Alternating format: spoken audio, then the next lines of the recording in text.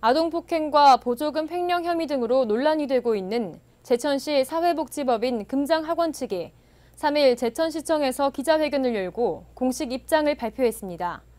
금장학원 측은 최근 일부 언론에서 계속되고 있는 악의적 비난 보도에 대해 더 이상 두고 보지 않겠다며 법적인 조치를 취할 예정이라고 밝혔습니다.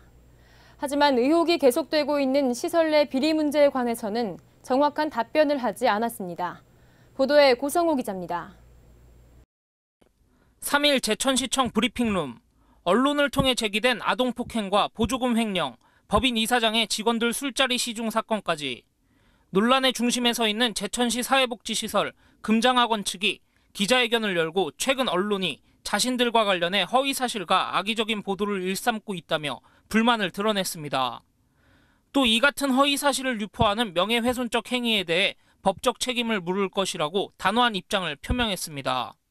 금장학원은 보호받아야 할 아이들을 정치적으로 이용하거나 근거도 없는 허위사실을 유포하는 명예훼손적 행위에 대해서는 엄중한 법적 책임을 묻고자 합니다.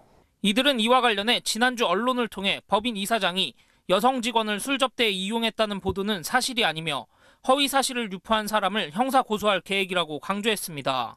다음 주 중 허위 사실 유포에 대한 명예훼손죄로 형사 고소를 진행할 예정입니다. 더욱이 지난해 11월부터 지속된 국가인권위원회의 조사는 학원 측을 비방하려는 L씨의 허위 제보에 의해서 시작된 것이라고 주장했습니다. 이어 법인을 둘러싼 논란에 대해 사실관계 규명을 위해 노력했으며 상당 부분 의혹이 해소되었다고 설명했습니다. 하지만 인권위 조사 결과 드러난 혐의들에 대해 어떤 의혹이 해소됐는지 구체적인 사실관계를 밝혀달라는 질문에는 답변을 회피했습니다. 특히 시설에 거주하고 있는 장애인들의 돈을 무단으로 사용해 법인 명의의 건물을 구입한 혐의에 대해서는 일부 사실임을 인정하면서도 법적인 잘못은 따져봐야 한다고 답했습니다. 지금 여러 가지 지적된 사항이 10가지가 있으면 그 10가지 사항 중에서는 일부 진실도 있고 일부 허위도 있습니다. 더불어 이날 금장학원 측의 대표로 나온 최종인 사무총장은 보조금 횡령 의혹이 얽혀있는 2011년과 2013년 제천시청에서 사회복지시설 관리 담당 부서를 총괄하는 행정복지국 국장을 맡았던 사실이 알려지며 더욱 논란의 소지를 남겼습니다. 기자회견을 통해 언론이 허위 사실을 보도하고 있다며 불만을 표시한 금장학원. 하지만 인권위 조사 결과에서 드러난 의혹들에 대한 명쾌한 답변은 하지 못하고 있습니다.